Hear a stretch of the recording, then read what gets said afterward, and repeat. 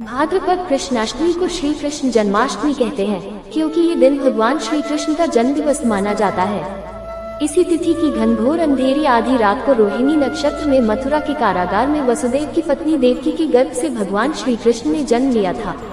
ये तिथि उसी शुभ घड़ी की याद दिलाती है और सारे देश में बड़ी धूमधाम से मनाई जाती है।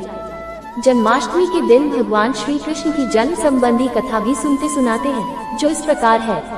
द्वापर युग में भोजवंशी राजा उग्रसेन मथुरा में राज्य करता था। उसके आताई पुत्र कंस ने उसे गद्दी से उतार दिया और स्वयं मथुरा का राजा बन बैठा। कंस की एक बहन देवकी थी, जिसका विवाह वसुदेव नामक यदुवंशी सरदार से हुआ था।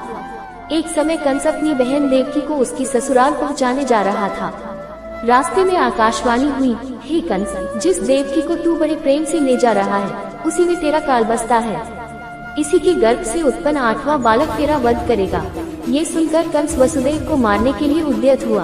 तब देवकी ने उससे विनयपूर्वक कहा, मेरे गर्भ से जो संतान होगी, उसे मैं तुम्हारे सामने ला दूंगी। बहनोई को मारने से क्या लाभ है। कंस ने देवकी की बात मान ली और मथुरा वापस चला आया। उसने वसुदेव और देवकी को कारागृह में डाल दिया। वसुदेव देवकी के एक एक करके 7 बच्चे हुए और 7 को जन्म लेते ही कंस ने मार डाला। अब 8वां बच्चा होने वाला था।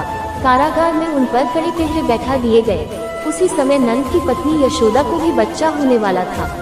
उन्होंने वसुदेव देवकी के दुखी जीवन को देख 8वें बच्चे की रक्षा का उपाय रचा।